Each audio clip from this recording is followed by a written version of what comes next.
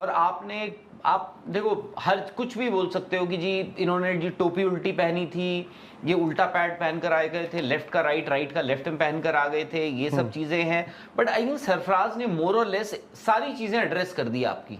आपने कहा जी weight loss, उन्होंने वेट, आपने कहा जी मतलब चुपके चुपके बातें होती थी, सुनने में आती थी कि जी वेट वेट वेट, उन्होंने अपना वेट गिरा दिया।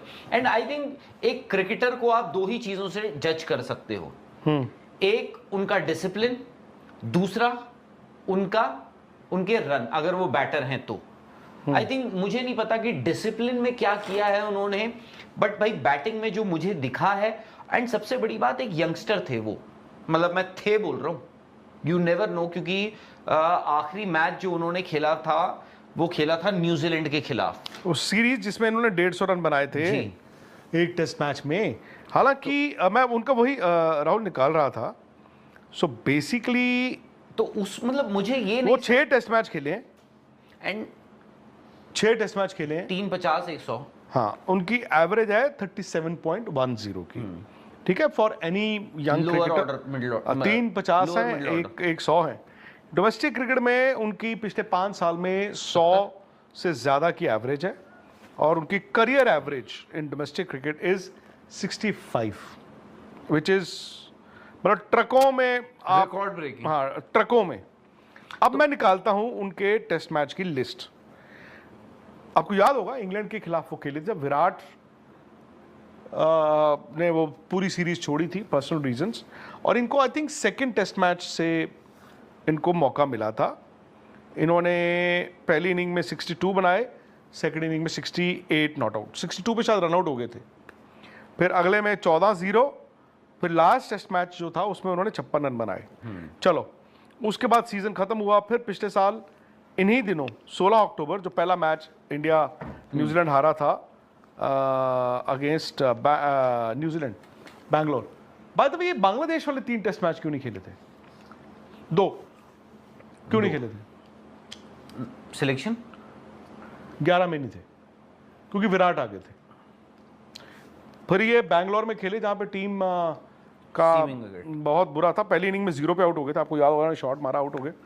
दूसरी में उन्होंने ऐसे 150 रन बनाए थे, इनकी पंत की पार्टनरशिप हुई थी, और इंडिया को ना ऐसा लगा था कि शायद इम्पॉसिबल हो जाए, हम बचा जाएं, and that was thanks to Sarfaraz की batting and Rishabh Pant of course, and Rishabh की 99। अगली लेकिन 4 इनिंग जो थी इनकी 11, 9, 0 और 1। अब उसके बाद ये ऑस्ट्रेलिया गए। ऑस्ट्रेलिया मतलब दूर दूर तक इनको दिखाया नहीं कि जी खेलना है। फिर आपको याद होगा इंग्लैंड टूर, जहां पे ये इंडिया ए का मैं आपको बताता हूं, एक मैच था राहुल, इन्होंने पहले मैच में आई थिंक रन बना के ना दूसरे मैच में 11 में भी नहीं चुने जा रहे थे। 92 बनाए थे उस मैच दूसरे मैच में इनको 11 में भी नहीं चुना जा रहा था। ये कहा जा रहा था कि नहीं, उन्होंने आपको देख लिया सिलेक्टर्स ने। ट्रायल जो आपस में मैच हुआ था इंडियन टीम का, उसमें उन्होंने 100 बनाए थे। अरे उनको नेट्स नहीं मिलते थे, आपको याद होगा, वहां पर नेट्स नहीं मिलते थे, आप समझ रहे हैं? So what is the reason? It can't be cricketing reason. It can not be. तो एक अफवाह आई थी, चलो एक वो वेट की भी बात हुई कि जी भार कम करो, तो उन्होंने 17 किलो वो वेट भी अपना लूज कर लिया। वो भी वजह नहीं हो सकती, कोई डिसिप्लिनरी इशू है। मतलब आई कांट, मतलब मुझे नहीं लगता कि क्रिकेट तो कोई रीजन है। अब मैं इसीलिए कहा दो चीजें होती है जो आपको क्रिकेट में हर कोई देखता है आपकी क्रिकेट में, एक आपका डिसिप्लिन और दूसरा आपका भाई आपके रन्स जो भी है, रन्स या विकेट्स, अगर आप बैटर हैं या बॉलर हैं, वो सब चीजें हैं। अब यार आपको याद होगा डिसिप्लिन के चलते श्रेयस अय्यर और ईशान किशन को रेप्रिमांड किया था, if I may use that word reprimand, and they were regulars. हाँ, आपने वो किया था।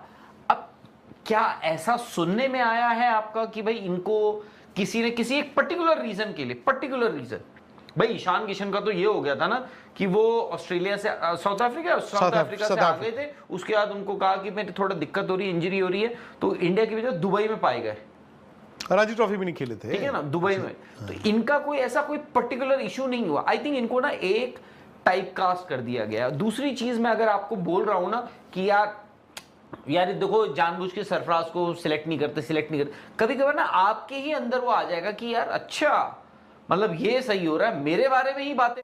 एशिया कप 2025 ख़त्म हुए एक हफ्ता गुजर चुका है, लेकिन अभी तक मोहसिन नकवी ने सूर्या कुमार यादव और बीसीसीआई को एशिया कप 2025 की ट्रॉफ़ी नहीं दी है।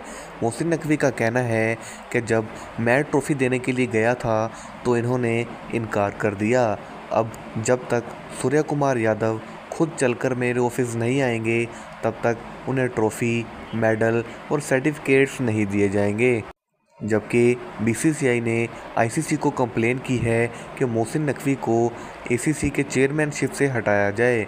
और आप जानते ही हैं कि जय शाह आईसीसी के चेयरमैन हैं और वो पहले बीसीसी के भी चेयरमैन रह चुके हैं।